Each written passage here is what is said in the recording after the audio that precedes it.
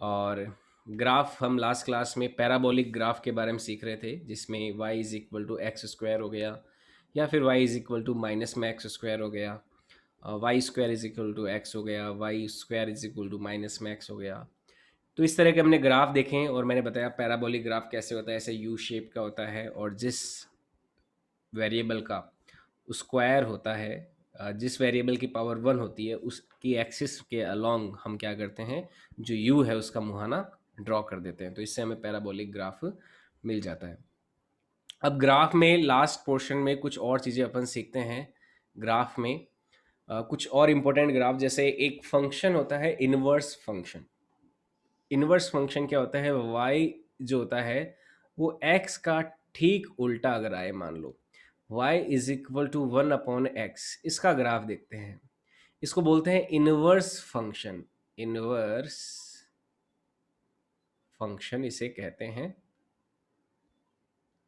तो inverse function का graph देखते हैं कि क्या होता है, जिसमें अब जैसे आप x की वैल्यू 1 रखोगे, 2 रखोगे, 3 रखोगे, तो y आएगा 1, 1/2, 1/3, 1/4, 1/5, 1/6, इस तरह से। तो इस तरह का ये जो फंक्शन होता है, जिसमें आप जो वैल्यू पुट करते हो उसका उल्टा हमें आउटपुट मिलता है, तो ये एक इनवर्स फंक्शन होता है, उल्टा जो अपोजिट वैल्यू देता है। ठीक है, तो इसका ग्राफ कैसे बनाया जाए, इसको ध्यान से समझना। ठीक है, इसको ध्यान से समझते हैं। अगर देखो मैं यहाँ पे इनपुट आउटपुट टेबल ही लेता हूँ, अगर मैं x को लेता हूँ 1, तो यहाँ पे देखो y आ जाएगा 1। ठीक है, अगर x को लेता हूँ माइनस में 1, तो y आ जाएगा यहाँ पे माइनस में 1। x 1 लिया जाए तो y 1 आता है, x को माइनस 1 ले तो y माइनस 1 आता है। यहाँ पे पहले ये दो बहुत सिंपल वाले पॉइंट्स हो गए। ठीक है, ये बहुत सिंपल से पॉइंट हो गए। अब देखो, अगर मैं x को जीरो की तरफ लेता हूँ कि x जीरो हो जाता हो, कहीं पे x की वैल्यू जीरो अगर ली जाती है, तो आप यहाँ पे देखोगे कि जो y की वैल्यू है वो इनफाइनाइट की तरफ जाती है। किधर जाती है, अगर 1/0 लेते हैं तो देखो x जब जीरो जाएगा तो 1/0 क्या होता है, इनफाइनाइट होता है ना। तो x की वैल्यू जब जीरो की तरफ जाती है तो y इन्फिनिटी की ओर जाने लगता है। यहाँ पे एक बहुत ही बढ़िया बात आपको समझनी है, x अगर जीरो की तरफ जाता है तो y इन्फिनिटी की तरफ जाता है। एंड एक और देखो वैल्यू, अगर मैं x को इन्फिनिटी की तरफ लेके जाता हूँ, तो देखो 1/इन्फिनिटी क्या होता है, जीरो होता है। तो अगर x इन्फिनिटी की ओर जाता है तो यहाँ पे y हमारा जीरो की ओर चला जाता है। देखो x अगर इन्फिनिटी की ओर जाता है तो y किधर जा रहा है, y जीरो की ओर जाता है, अगर x इनफाइनाइट होने लगता है तो। अब इसी के साथ में एक लगोलग एक पॉइंट ये भी देखना कि अगर मैं x को माइनस इन्फिनिटी की तरफ भी अगर ले जाता हूँ, x को अगर माइनस इन्फिनिटी की तरफ भी ले जाते हैं तो भी y कहाँ जा रहा है, हमारा जीरो की ओर जा रहा है। ठीक है, और इवन अगर इसका उल्टा देखें कि भाई अगर मान लो y माइनस इन्फिनिटी की ओर जाता, तो y माइनस इन्फिनिटी की ओर कैसे जा सकता था, अगर x हमारा जीरो की ओर जाता तो। ठीक है, अब देखो ये जो पॉइंट्स आए, ये पॉइंट x अगर जीरो की तरफ जाता है तो 1/0 क्या हो गया, इन्फिनिटी हो गया, है ना। तो y किधर जा रेला है, y जा रेला है इन्फिनिटी की ओर। x अगर इन्फिनिटी की ओर जा रेला है तो ससुरा y किधर को जा रेला है, y जीरो को जा रेला है, जा ही रहा है। और x जीरो की अगर जाता है तो y किधर जाता है, y माइनस इन्फिनिटी की ओर जाता है। और x अगर माइनस इन्फिनिटी की ओर जाता है तो y जीरो की ओर जाता है। ये हमने कुछ पॉइंट्स ले लिए। ये पॉइंट्स आपको क्लियर हुए क्या, आई होप आपको ये समझ में आ गया होगा, ये जितने भी मैंने पॉइंट्स लिए हैं। इसमें किसी को कोई डाउट है तो अपना ऑडियो ऑन कर लीजिए और मुझसे पूछ सकते हो, ये क्योंकि पॉइंट बहुत इंपॉर्टेंट है। इन्हीं पॉइंट्स की मदद से ही हम यहाँ पे अब ग्राफ खींचने वाले हैं y is equal to 1/x का। y is equal to 1/x का ग्राफ खींचने वाले हैं। किसी को कोई पॉइंट समझ में नहीं आया है तो यू कैन आस्क मी। ये x एक्सिस लिया, ये y एक्सिस लिया। सबसे पहले इन दोनों पॉइंट्स को इस ग्राफ पे ड्रॉ करते हैं, 1 पे 1 और -1 पे -1। अब देखो 1 पे 1 और -1 पे 1 पे तो ये पॉइंट हो जाएगा, और -1 पे -1 वाला पॉइंट ये हो जाएगा। ये पॉइंट तो क्या हो गया, ये पॉइंट हो जाएगा 1, 1 वाला पॉइंट हो जाएगा। और ये पॉइंट कौन सा हो जाएगा, -1 पे -1 वाला पॉइंट हो जाएगा। ठीक है, अब देखो ये दोनों पॉइंट तो प्लॉट कर लिए। अब x जब जीरो जाता है तो y इन्फिनिटी को जाता है। x जब जीरो जाता है, देखो x जीरो कब होगा, y एक्सिस को जब टच करेगा तब ना। x बराबर जीरो कहाँ होता है, y एक्सिस के ऊपर होता है। तो y इन्फिनिटी जाता है, देखो ये कोई यहाँ पे पॉइंट हो जाएगा, देखो ऊपर ही ऊपर ऐसे जाते रहेंगे जाते रहेंगे जाते रहेंगे जाते रहेंगे। तो उस चीज़ को मैं यहीं पे दिखा रहा हूँ, क्योंकि देखो अब इतनी तो बड़ी कोई इनफाइनाइट लेंथ वाली एक्सिस तो अपन y बनाने से रहे। तो मैं इसको थोड़ा सा आगे की ओर बना रहा हूँ। अगर x जीरो की तरफ जाता है तो y किधर को जाता है, इन्फिनिटी की ओर जाता है। अगर x जीरो की तरफ जा रहा है तो y इन्फिनिटी की ओर जा रहा है। और दूसरा पॉइंट x अगर इन्फिनिटी जाता है, देखो x इन्फिनिटी जाता है, इधर आगे को जाता रहता है जाता रहता है जाते रहता है जाते रहता है। तो x इन्फिनिटी को जा रहा है तो y किधर को जाता है, y जीरो को जाता है। x अगर इनफाइनाइट हो तो y यहाँ पे क्या मिलता है, हमें जीरो मिलता है। ठीक है, अब देखो ये 3 पॉइंट हो गए, तो इन तीनों पॉइंट को कंटिन्यूसली हम यहाँ पे क्या करते हैं, जोड़ देते हैं। देखो तीनों पॉइंट को मैं कंटिन्यूसली यहाँ पे जोड़ रहा हूँ। तो ये देखो y बराबर 1/x का ग्राफ हो गया। ठीक है, लेकिन यहाँ पे देखो -1 पे -1 ये वाला पॉइंट भी तो है, और जीरो, x बराबर जीरो कहाँ जाता है, y माइनस इन्फिनिटी पे, तो ये पॉइंट भी हो जाएगा यहाँ पे एक। जहाँ पे x जीरो जाता है तो y माइनस इन्फिनिटी को जा सकता है, या फिर x माइनस इन्फिनिटी को जाता हो। x अगर मान लो यहाँ पे कहीं माइनस इन्फिनिटी को जाता हो x, तो उस केस में y यहाँ पे जीरो आ सकता है। तो अब देखो ये 3 पॉइंट है, अगर 3 पॉइंट्स को अपन मैच कर देते हैं, मिला देते हैं, अगर इन 3 पॉइंट्स को अपन मिलाते हैं तो देखो क्या बनेगा, ऐसा कुछ हो जाएगा।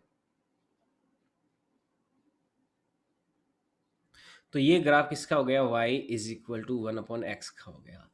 एक तो ऐसे रहेगा और एक ऐसे रहेगा। ये वाला जो पार्ट है ये ज़्यादा अपन यूज़ करते हैं, ये वाला पार्ट बड़ा इंपॉर्टेंट पार्ट है ये वाला। इसको आप ध्यान में रखना, आगे जब भी ऐसे कोई क्वेश्चंस आते हैं फिजिक्स में तो हमें इन ग्राफ की काफ़ी ज़्यादा आवश्यकता पड़ती है, 1/x के ग्राफ की, क्योंकि ऐसे रिलेशंस और ऐसे इक्वेशंस जहाँ पे भी होगी हम ऐसे ग्राफ का यूज़ करेंगे। तो ये 1/x का ग्राफ है, ये 1/x का ये भी ग्राफ है, और ये दोनों ग्राफ होते हैं, ये कंबाइंड फॉर्म में 1/x का ग्राफ यहाँ पे हो जाता है। तो इसमें किसी को कोई डाउट हो तो पूछ सकते हो, अगर आपको कोई बात समझ में नहीं आई हो तो। आई होप आपको क्लियर है ये चीज़। ये है 1/x का ग्राफ। क्लियर है, बताओ। कोई डाउट हो किसी को तो यू कैन आस्क। यस, चलो आगे बढ़ते हैं फिर। सिंपल सा ग्राफ है, ये पॉइंट्स का आपको ध्यान में रखना है, इन पॉइंट्स का यूज़ कब अगर करते हैं तो इस तरह से ये ग्राफ रहेगा। ठीक है, अब नेक्स्ट इंपॉर्टेंट ग्राफ लेते हैं, ट्रिग्नोमेट्रिक ग्राफ लेते हैं, दो इंपॉर्टेंट, साइन एक्स का एंड कॉस एक्स का। y बराबर अगर साइन एक्स हो और y बराबर कॉस एक्स हो तो उनके ग्राफ क्या होंगे, उनको लेते हैं। तो सबसे पहले लेते हैं y is equal to sine x का graph. y is equal to sine x का ग्राफ देखो क्या होगा। तो इसको भी अपन इनपुट और आउटपुट टेबल के हिसाब से ही कर लेते हैं, जैसे x हो गया और y हो गया। तो इनपुट और आउटपुट टेबल बनाते हैं। हमने साइन एक्स की वैल्यूज़ जो है, x की अलग अलग वैल्यूज़ के लिए y के अलग अलग वैल्यूज़ को हमने निकालना सीखा था। तो कुछ एक पॉइंट्स अपन ले लेते हैं साइन एक्स के लिए। जैसे सबसे पहले बेसिक पॉइंट, x बराबर जीरो पे y होता है जीरो। साइन एक्स के लिए x जीरो अगर रखते हैं हम तो y जीरो आएगा। x अगर 30 डिग्री रखते हैं, 30 को मैं क्या बोलते हूँ, π/6 बोल देता हूँ, है ना। डिग्री को रेडियन में कन्वर्ट करना आता है, मैंने सिखाया है, π/180 का मल्टीप्लाई हो जाता है। तो 30 डिग्री को क्या कहते हैं, π/6 भी कहते हैं। तो π/6 पे ये वैल्यू आती है 1/2। फिर 45 डिग्री पे π/4 पे ये वैल्यू आती है 1/√2। और फिर बढ़ती जाएगी बढ़ती जाएगी बढ़ती जाएगी, कहाँ तक बढ़ेगी, ये 90 डिग्री तक बढ़ेगी, π/2 पे बढ़ेगी। और π/2 90 डिग्री पे ये वैल्यू आ जाती है 1। फिर 120 डिग्री 2π/3 पे ये वैल्यू आ जाती है हाफ। और फिर 150 डिग्री तक फिर गिरती है गिरती है गिरती है, और 180 डिग्री जब आती है तो ये हो जाती है जीरो। 180 डिग्री पे जीरो हो जाती है, और फिर 210 डिग्री पे जो वापस अगर देखते हैं 210 डिग्री वाला जो एंगल होता है उस पे आती है वापस, ये माइनस हाफ होने लगती है। अब देखो नेगेटिव आने लगती है यहाँ से वैल्यू नेगेटिव होने लगती है, और ज़्यादा आगे जाते हैं अपन, और ज़्यादा वैल्यूज़ देखें अगर इसमें 210, ये सारी मैंने वैल्यूज़ आपको निकालना सिखाया था 210 पे, फिर आगे आगे।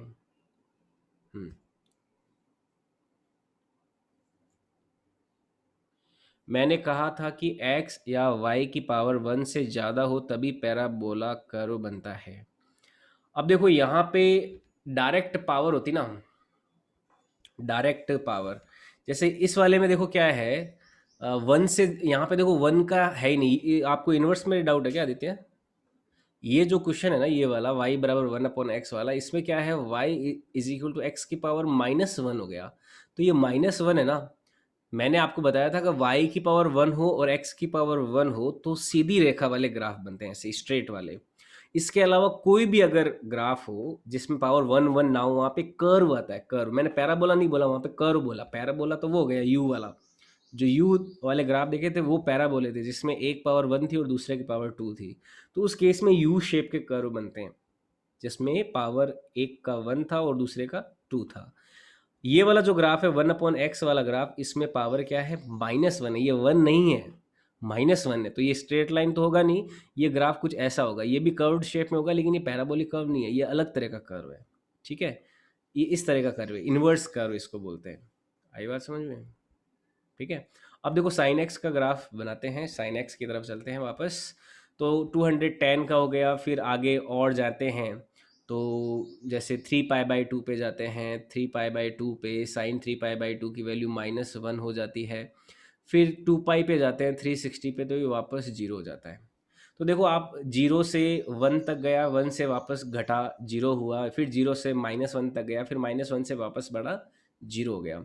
अब देखो यहाँ पे ये जो टेबल बनाई है इनपुट आउटपुट टेबल, इस इनपुट आउटपुट टेबल को ध्यान में रख के आप ग्राफ को समझना, बहुत ही इंपॉर्टेंट ग्राफ है साइन एक्स का ग्राफ।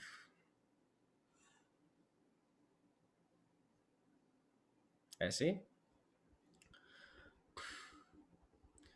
देखो, पहले जीरो पे जीरो था, जीरो पे जीरो पॉइंट ये हो गया, ये वाई एक्सिस है और ये एक्स एक्सिस है, जीरो पे जीरो ले लिया।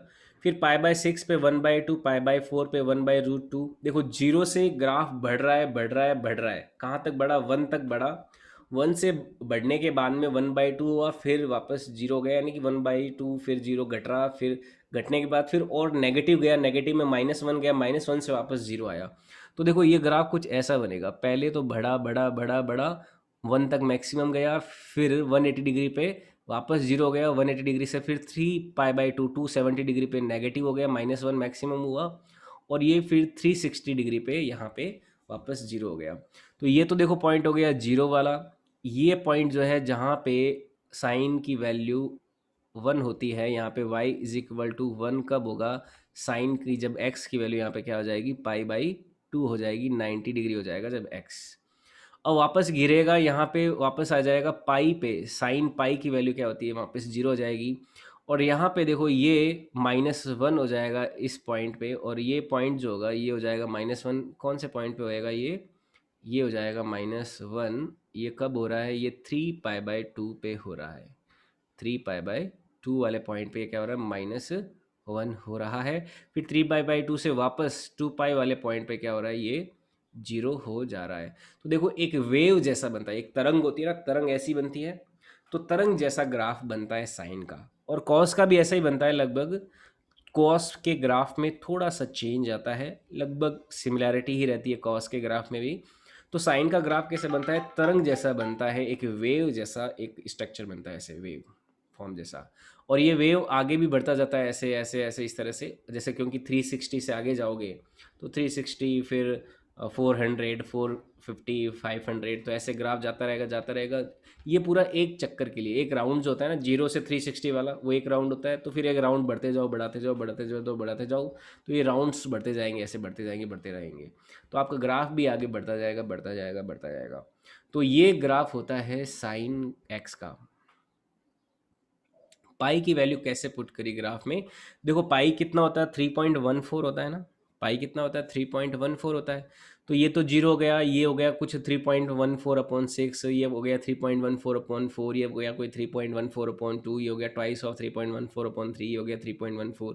तो इस तरह से पाई की वैल्यू देखो ये जैसे जैसे बढ़ रही है तो एक्स की वैल्यू भी ऐसे ऐसे बढ़ रही है। तो इस तरह से हमने ये पुट किया। ठीक है, हम एक्स की जो यूनिट है वो डिग्री में ना लेके रेडियंस में ले रहे हैं यहाँ पे, तो इस तरह से पुट किया। क्लियर है? या फिर ऐसे भी देख सकते थे, जीरो पे है, ये 90 पे है, ये 180 पे है, तो एक्स धीरे धीरे बढ़ रहा है ना, 0, 90, 180, 270, 360, तो इस तरह से आगे आगे एक्स बढ़ रहा है, डिग्री में वैल्यूज बढ़ रही है एक्स की, तो वैसे ले लेते हैं। क्लियर है? तो डिग्री या रेडियन में लो। हाँ, यस सर, ओके ओके। चलो, ये हो गया y बराबर साइन एक्स का ग्राफ। ऐसे ही देखो मैं y बराबर कॉस एक्स का ग्राफ भी ले लेता हूँ। y is equal to cos x. देखो cos x के ग्राफ में इनपुट आउटपुट टेबल के कुछ एक पॉइंट्स ले लेता हूँ मैं, x और y है यहाँ पे, कुछ इनपुट आउटपुट टेबल ले लेते हैं, जैसे ये x पॉइंट है और ये y पॉइंट है।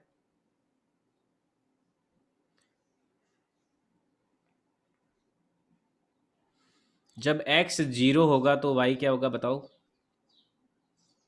देखते हैं, आपको याद है ना, आपको काफ़ी अच्छे से याद होगी वैसे। अगर x में जीरो लेता हूँ तो y कितना आता है? बोलो।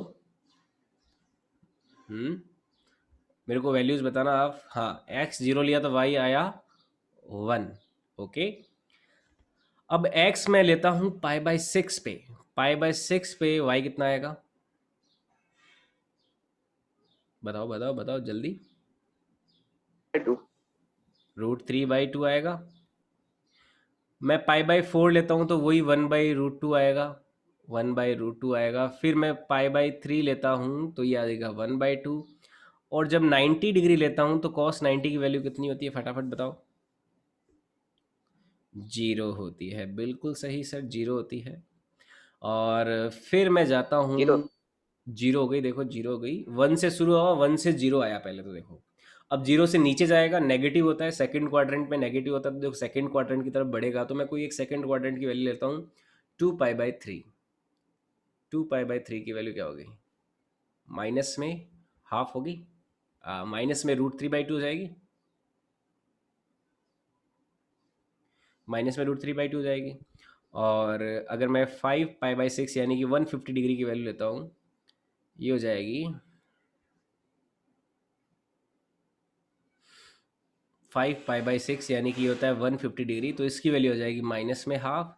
और 180 डिग्री पे जब जाएगा यानी कि पाई पे जाएगा, तो कॉस पाई की वैल्यू कितनी होती है? याद है किसी को? कोई निकाल सकता है फटाफट, कॉस पाई का वैल्यू कितना? कॉस पाई की वैल्यू कितनी होती है?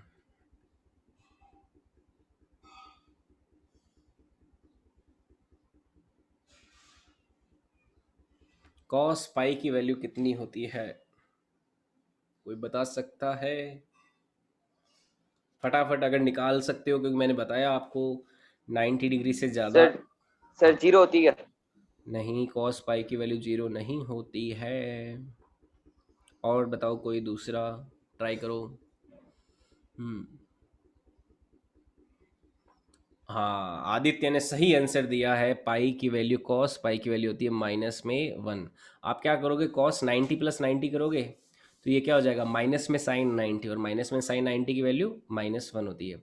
तो देखो 1 से शुरुआत हुई थी, 1 से गिरते गिरते जीरो पे आया, जीरो पे फिर -1 से गया, अब -1 से वापस उठेगा, अब वापस -1 से उठेगा, -1 से माइनस हाफ आएगा, -√3/2 आएगा, फिर वापस क्या हो जाएगा, जीरो, फिर वापस ऊपर उठेगा, और फिर वापस 1 तक जाएगा। जैसे मैं अगर आगे और लूँ इसके कुछ वैल्यूज़, जैसे पाई के बाद में 3π/2 ले लेता हूँ, और एक ले लेता हूँ 2π।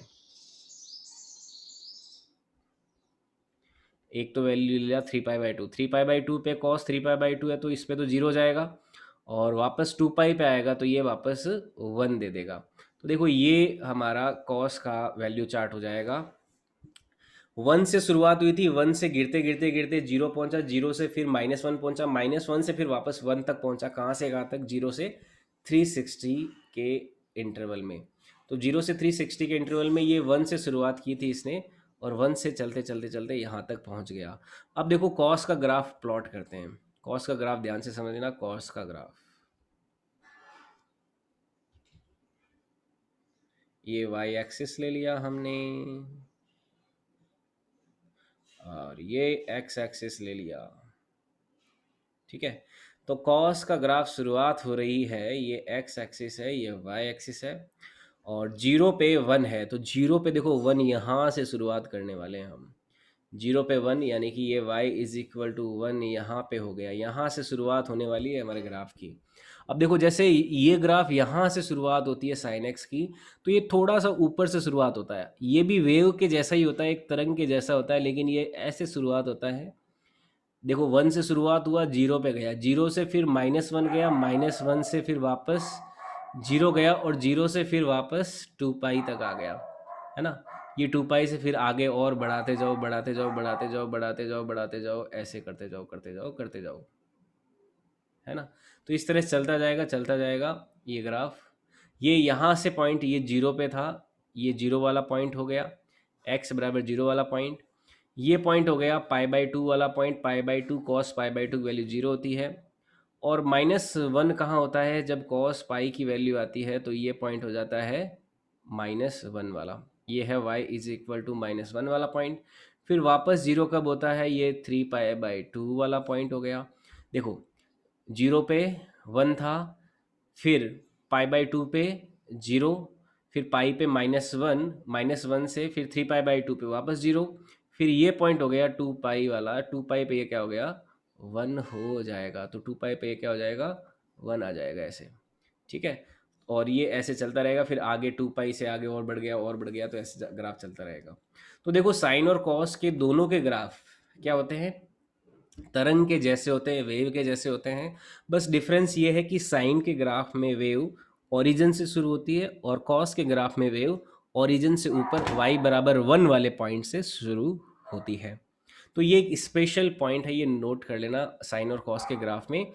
तो एक पॉइंट लिख देता हूँ, उम्मीद है आपको ये ग्राफ समझ में आ गए होंगे, क्लियर हो गए होंगे साइन और कॉस के। अगर साइन का समझ में आ गया तो कॉस का भी समझ में आ जाएगा। पॉइंट क्या है, sine and cos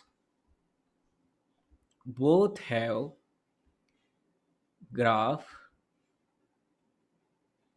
graphs like waves।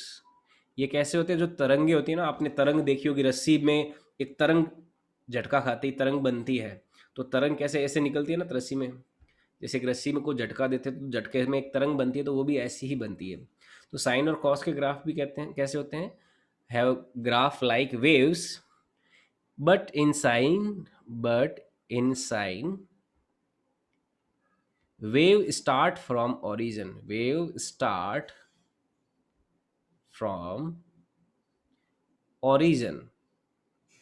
and in cos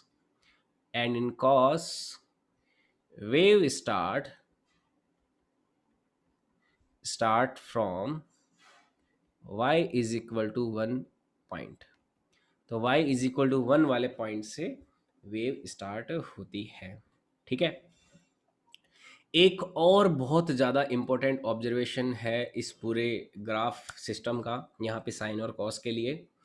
आप अगर गौर से देखें तो जो साइन एक्स की मैक्सिमम वैल्यू है वो तो वन हो सकती है और मिनिमम वैल्यू माइनस वन हो सकती है। यानी साइन एक्स, साइन का जो आउटपुट है, एक तो सबसे ज़्यादा हो सकता है और माइनस एक सबसे कम हो सकता है ना।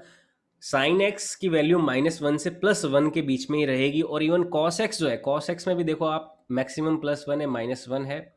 तो जो साइन एक्स और कॉस एक्स है उनकी वैल्यूज हमेशा क्या होती है, माइनस वन से प्लस वन के बीच में रहती है। तो मैं ये इंपॉर्टेंट पॉइंट यहाँ पे रख देता हूँ, sine x and cos x, sine x and cos x values always lies between minus one two plus one, minus one two plus one. तो साइन एक्स और कॉस एक्स की वैल्यू जो होती है हमेशा माइनस वन से plus one के बीच में ही लाई करती है। ये कभी भी इससे ना तो ज़्यादा हो सकती है ना इससे कम हो सकती है। ना तो साइन एक्स और कॉस एक्स एक से ज़्यादा होगा, ना ही कभी माइनस वन से कम होगा साइन एक्स और कॉस एक्स का आउटपुट। ये बात ध्यान में आप रखें। और इसका कारण क्या है? इसका कारण देखो क्या है, साइन एक्स और कॉस एक्स का जब आप डेरिवेशन करते हो तो साइन एक्स और कॉस एक्स कैसे आते हैं? साइन एक्स तो आता है, मैं एक इसमें इसका कारण भी आपको बता देता हूँ। जैसे साइन एक्स आता है परपेंडिकुलर अपॉन हाइपोटेन्यूस से, और कॉस एक्स आता है बेस अपॉन हाइपोटेन्यूस से। ध्यान से समझना ये बात, मैं इसका लॉजिक भी बता रहा हूँ कि मैक्सिमम से मैक्सिमम 1 हो सकता है और मिनिमम से मिनिमम -1 क्यों हो सकता है। साइन एक्स का जो मैक्सिमम जो रेशियो आता है वो क्या होता है, परपेंडिकुलर अपॉन हाइपोटेन्यूस, और कॉस एक्स का होता है बेस अपॉन हाइपोटेन्यूस। अब आप जानते हो, अगर मैं साइन एक्स का रेशियो लेता हूँ, साइन एक्स की देखो वैल्यू आती है यहाँ पे, साइन एक्स होता है परपेंडिकुलर अपॉन हाइपोटेन्यूस और कॉस एक्स होता है बेस अपॉन हाइपोटेन्यूस। अब देखो हाइपोटेन्यूस जो होता है वो हमेशा ज़्यादा होता है परपेंडिकुलर या बेस से। जो बेस और परपेंडिकुलर है उससे हाइपोटेन्यूस हमेशा ज़्यादा होगा, हमेशा ज़्यादा ही होता है ना। जैसे ये जो ट्राइंगल बनाते हैं तो ट्राइंगल का हाइपोटेन्यूस जो है वो बेस और परपेंडिकुलर से हमेशा ज़्यादा ही होगा। तो कोई कम क्वांटिटी में अगर हम ज़्यादा का डिवाइड कर रहे हैं तो उसकी वैल्यू क्या आती है, हमेशा एक से छोटी ही तो आएगी। तो इसीलिए साइन एक्स और कॉस एक्स की वैल्यूज़ या जो आउटपुट आएगा, आप कितने ही डिग्री का एंगल का वैल्यू रख दो, कितने ही डिग्री का वैल्यू, लेकिन हमेशा ये क्या होगा, एक से छोटा होगा या फिर -1 से बड़ा होगा। -1 से भी बहुत ज़्यादा अंदर नहीं चला जाएगा, -2 -3 -4। तो ऐसी वैल्यूज़ भी साइन एक्स और कॉस एक्स के लिए कभी भी नहीं आती, ये बात ध्यान में रखना। साइन एक्स और कॉस एक्स के लिए ऐसी वैल्यू कभी भी नहीं आती, या फिर 2 3 4 5 6 7 ऐसे 11 12 ऐसी वैल्यूज़ भी साइन एक्स और कॉस एक्स के लिए कभी भी पॉसिबल नहीं हो सकती। साइन एक्स और कॉस एक्स की वैल्यूज़ हमेशा किसके बीच में लाइक करेगी, -1 से +1 के बीच में लाइक करेगी। ये बात आप ध्यान में रखें। तो बहुत ही इंपॉर्टेंट ग्राफ थे साइन एक्स और कॉस एक्स के, और हम समझ चुके हैं साइन एक्स और कॉस एक्स का ग्राफ भी। पहले हमने y बराबर 1/x का ग्राफ लिया, ये ग्राफ है साइन एक्स और कॉस एक्स का। अब लास्ट में बहुत ही इंपॉर्टेंट कुछ एक और फंक्शन है हमारा बच जाता है, y बराबर एक्सपोनेंशियल ग्राफ लेते हैं, e का पावर x, इसका ग्राफ ले लेते हैं। ये e का पावर x का है, ये e का है, e को बोलते हैं एक्सपोनेंट। यहाँ पे e क्या कहलाता है, एक्सपोनेंट। इसको नेचुरल बेस भी बोलते हैं, नेचुरल बेस। ये जब आप लॉग पढ़ते हो तो लॉग में आपको इसके बारे में और ज़्यादा डिटेल में जानकारी मिलेगी। इसको एक्सपोनेंट बोला जाता है, नेचुरल बेस भी बोला जाता है। और इस ई की वैल्यू होती है 2.71, और ये होता है y बराबर ई की पावर x। इसे हम नाम देते हैं एक्सपोनेंशियल फंक्शन, एक्सपोनेंशियल फंक्शन। ये क्या कहलाता है, एक्सपोनेंशियल फंक्शन कहलाता है। ठीक है, तो एक्सपोनेंशियल फंक्शन है क्या, ये तो हो गया। ठीक है, y बराबर ई की पावर x, कि भाई कोई कांस्टेंट है, कांस्टेंट की पावर अगर कोई वेरिएबल अपना x है, इंडिपेंडेंट वेरिएबल x है, और उससे आउटपुट आता है कोई वेरिएबल y। ठीक है, तो y इज इक्वल टू ई की पावर x एक एक्सपोनेंशियल फंक्शन है। तो इसका ग्राफ देखते हैं। देखो मैं कुछ पॉइंट्स लूंगा, जैसे मैं x बराबर अगर 0 लेता हूँ तो ये कांस्टेंट की पावर 0, किसी भी कोई भी क्वांटिटी की पावर अगर 0 होती है तो वो हमेशा क्या आती है, 1 आती है। तो ये हमारा ग्राफ जो होगा, एक पॉइंट तो हमें मिल गया, ये 0,1 से गुजरने वाला है। ये हमारा ग्राफ कहाँ से गुजरेगा, 0,1 से अवश्य गुजरेगा। अब अगर मैं यहाँ पे x की वैल्यू इनफाइनाइट ले लेता हूँ तो यहाँ से ध्यान से देखना, e का पावर इनफाइनाइट हो जाएगा, e का पावर इनफाइनाइट हो जाएगा तो ये भी हमें क्या देगा, इनफाइनाइट देगा। तो इसका मतलब क्या हो गया, जब x इन्फिनिटी की तरफ जाता है तो y भी इन्फिनिटी की तरफ ही जाएगा। देखो x इन्फिनिटी की तरफ जा रहा है तो आप ध्यान से समझना, y x का पावर e का पावर इन्फिनिटी क्या हो गया, e का पावर इन्फिनिटी का आउटपुट क्या आएगा, इन्फिनिटी तो आएगा।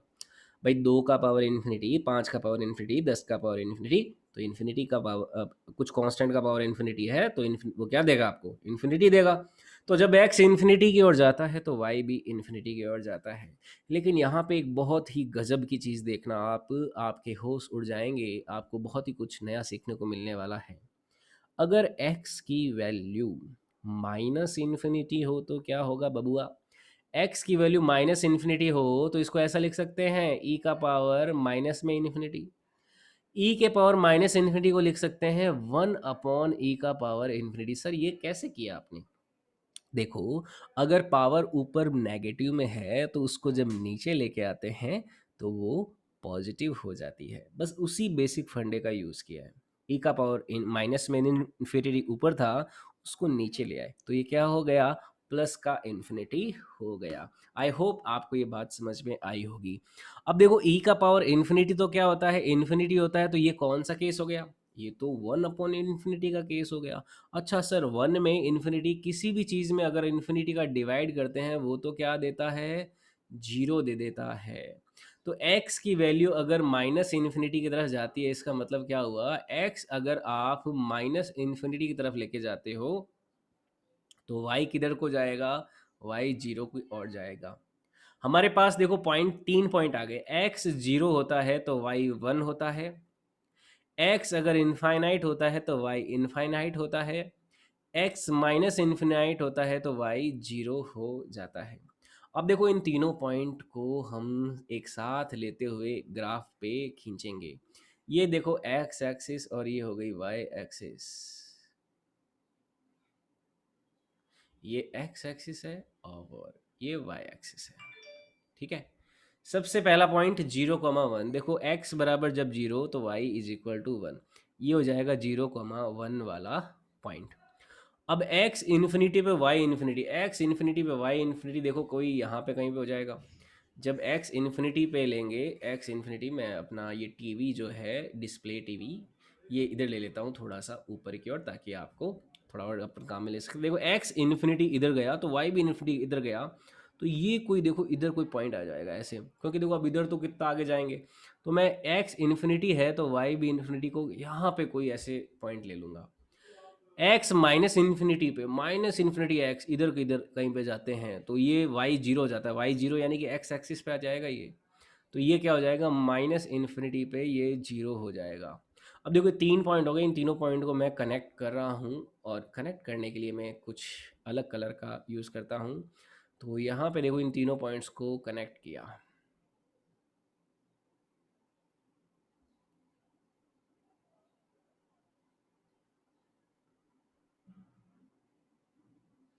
तो ये देखो तीनों पॉइंट को कनेक्ट करने के बाद में y इज इक्वल टू ई का पावर x का ग्राफ आ जाता है।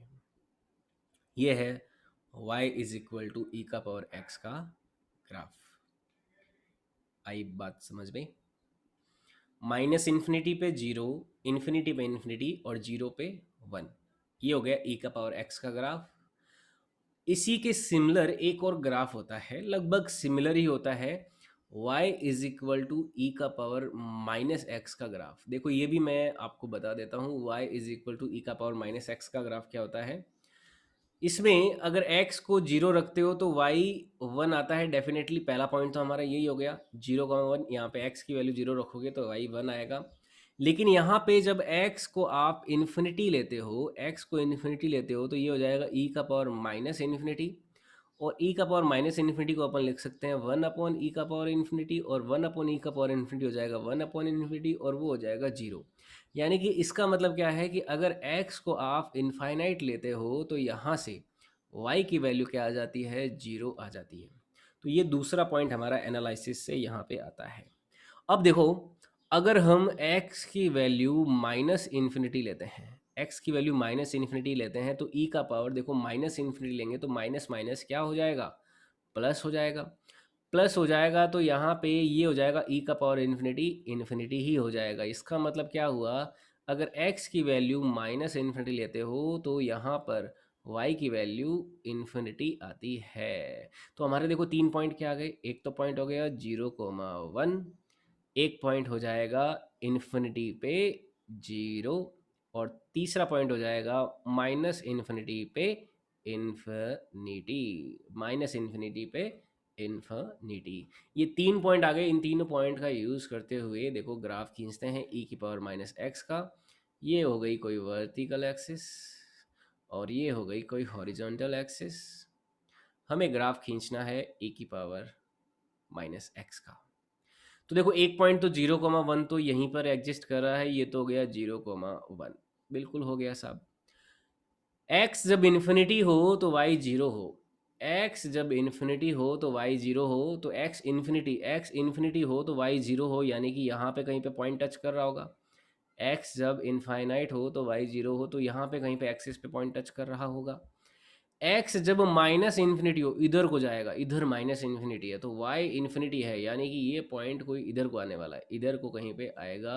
x जब माइनस इन्फिनिटी है तो y इन्फिनिटी, x का माइनस इन्फिनिटी इधर होगा, y का प्लस इन्फिनिटी इधर होगा, तो यहाँ पे कहीं पे कोई पॉइंट आएगा ऐसे। तो मैं इन तीनों पॉइंट्स को मिला देता हूँ, तो इन तीनों पॉइंट्स को मिलाने से हमें y इज इक्वल टू ई की पावर माइनस एक्स का ग्राफ मिल जाएगा। ये ग्राफ मिल गया हमें y इज इक्वल टू ई की पावर माइनस एक्स का। तो देखो लगभग सिमिलर ही ग्राफ है, डिफरेंस क्या है, ये तो है y इक्वल टू ई की पावर एक्स का ग्राफ, और ये है y इज इक्वल टू ई की पावर माइनस एक्स का ग्राफ। इसे बोलते हैं एक्सपोनेंशियली इंक्रीजिंग। देखो एक्सपोनेंशियली इंक्रीज हो रहा है, इसको नाम दिया जाता है एक्सपोनेंशियली इंक्रीजिंग।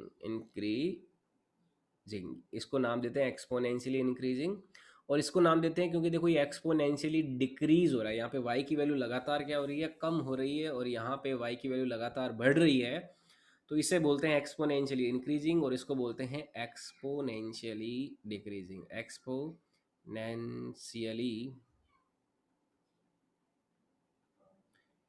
डिक्रीजिंग, तो ये इनमें दोनों में एक कोरिलेशन होता है, एक तो हो गया एक्सपोनेंशियली इंक्रीजिंग और दूसरा हो गया एक्सपोनेंशियली डिक्रीजिंग। तो ये चीज़ हमें ध्यान में रखनी है यहाँ पे। आई बात समझ में? तो ये y इज इक्वल टू ई की पावर x और y इज इक्वल टू ई की पावर माइनस एक्स का ग्राफ हो जाता है। ओके, तो आज हमने देखो क्या क्या सीखा।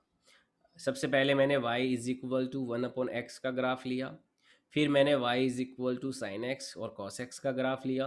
वेव जैसा ग्राफ बनता है, बहुत ही इंपॉर्टेंट ग्राफ है, इनके बारे में एकदम बढ़िया तरीके से जानकारी रखना। फिर मैंने लिया e की पावर x का, ये हो गया एक्सपोनेंशियली इंक्रीजिंग, और ये हो गया एक्सपोनेंशियली डिक्रीजिंग। तो आज की क्लास में अपन इतना ही वैसे रखेंगे, और यहाँ से आगे अपन नेक्स्ट क्लास में सीखेंगे, और नेक्स्ट क्लास में अपन कैलकुलस शुरू करेंगे, जिसमें हम डिफरेंशिएशन एंड इंटीग्रेशन के बारे में पढ़ेंगे। तो आज की क्लास में ग्राफ आज की क्लास तक के इतने ही लेते हैं, यहाँ से आगे लेंगे अपन नेक्स्ट क्लास में कल या परसों। कल छुट्टी रहेगी।